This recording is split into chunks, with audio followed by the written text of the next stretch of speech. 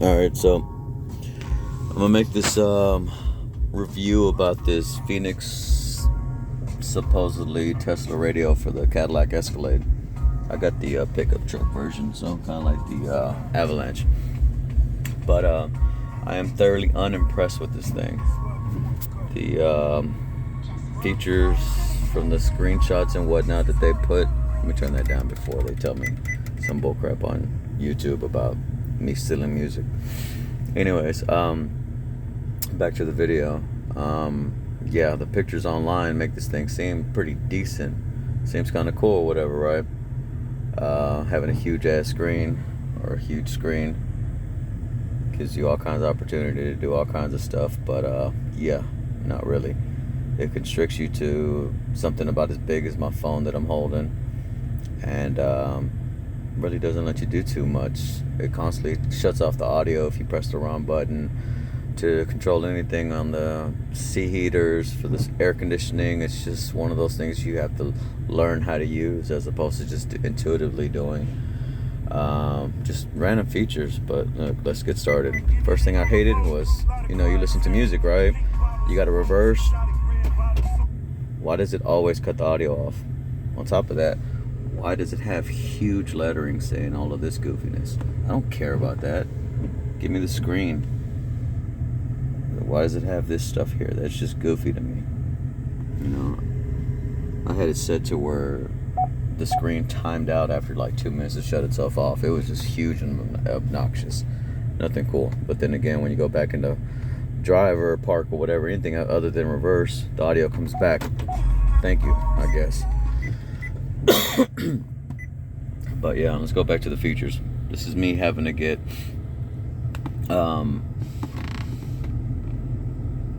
all of this stuff on here just so that I can get audio to play, because otherwise if I go home, why do I have a Jeep on my home screen when this radio is meant for a Cadillac? Just be generic and give me an emblem of some sort, some headlights that is a Cadillac, something like that. Don't give me something that's completely off. But anyways, let's go to the nav. Okay, of course I don't have any Wi-Fi or anything connected to it, so it's not going to give me anything. That would be nice if I had that, but it's not one of the features that I thought was going to be capable independently.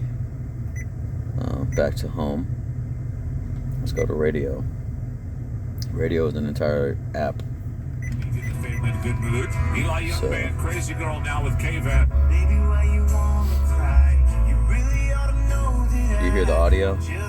I got no bass. I have one of those jail audio dual 12-inch enclosures for the mid-gate on this thing, which is kind of pricey, and then recently upgraded it from the W3s that it comes with to 2 W6s with the 2500 watt amp, so that should be sufficient.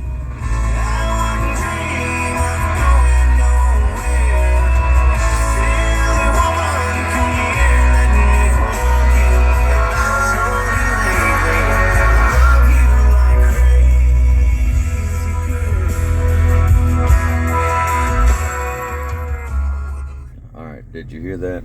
Like, it's nothing but treble, distorted, and then finally the last 2 or 3 little, last degrees of the audio, do I finally get some bass?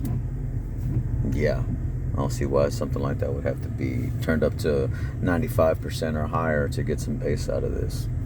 That completely defeats the purpose of all of it. I want to have some bass, have some fun, have some music to enjoy, but I have to have it at 100% to get the full effect. That's whack. There's another thing about that. Let's go home. Settings. No, wrong settings. Car settings. Amplifier settings. This is how you truly adjust the volume. Right here. This is the one that you hear the beep even changing. I have to go into a sub menu to get the audio to sound better. This standard and whatnot does nothing. Surround sound does nothing. Power amplifier switch, haven't found if that makes any kind of change or difference. Look at how I have to have the settings. I have to turn them all the way up, the bass is all the way down, because it's just distorted and muffled. I don't know. I'm thoroughly unimpressed with this thing. All of this to end up with this little cheesy 1.5 inches, maybe 2 inches for my air conditioning. And then when I press on this, I get all of this here, but it just doesn't seem, again, intuitive. I hate the fact that I have to do goofy stuff like this. Sometimes when I turn on, did you see that? I went blue for a second. Why does it have to like go through a cycle of things? See the blue blinking? I just don't like it. None of this is something that I can actually say I like. Spent a lot of money on it. Waited a month for them to ship it out to me.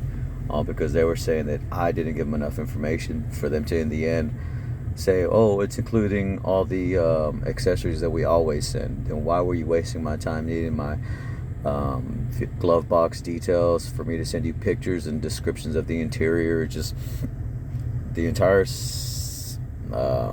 communication with them was annoying. I'd have to be on hold 30 minutes, an hour just for them to come and tell me, oh yeah, we're going to send you an email. Yeah, I saw the email and I responded to your email. Y'all have yet to respond to mine. I saw your email. It looked more like a survey than it looked like it was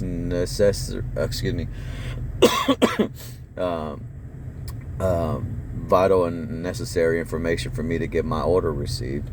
You know, if it's so important, why not make it part of the ordering process instead of me selecting what I want, adding a warranty, putting in all my credit card information, making my purchase, and then y'all finally saying, oh hey, we need these other details after you've taken my money. You know, it just sucks all the way around. Now I get this thing and it's just kind of goofy. And another thing, now that I'm talking to y'all about this, you know, where's my satellite radio? Why connect to my satellite radio with what seemed like a satellite radio adapter? I say just the antenna connection, I should say, if you're not going to give me my factory satellite radio. That's a very important thing to me. You know, I like having music. I travel all through Texas. Everybody knows how big Texas is, and to constantly look for new stations as opposed to just have my XM on this $700 radio and not have my XM, that really sucks. I can continue to go on, but yeah, it's just a bunch of annoyances. But yeah, I'm gonna take it back out, put the factory radio in. Just wanted to let y'all know that this thing is not as cool as it looks like on the website. Sure, it gives you a couple of details. Sure, it gives you a big screen, but the entire big screen is only usable if you're connected to Wi-Fi for like a giant tablet, not to have a bunch of usability all at once or have your screens or backup camera blown up to full scale. One of the other things I also noticed was, let me see, I'll turn up some music for a second. Do this. I'm here. Which one was it? If I'm listening to music, there's no music. I have to have maybe a USB something, whatever, connected to it. Thumb drive or whatever. Go back to radio, that plays it, and then I hit, I can't remember.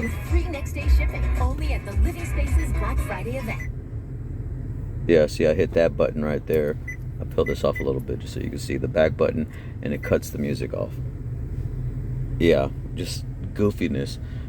Nothing is as good as, you know, the internet promised. And, yeah, taking this thing out so I can get rid of it. Here's a view of the apps or whatever. It seems to have options, but nothing that really impresses me. Google Maps. Google Maps. See, there's no difference there. Go here, YouTube. Obviously, I got that connected, and see, nothing. Done.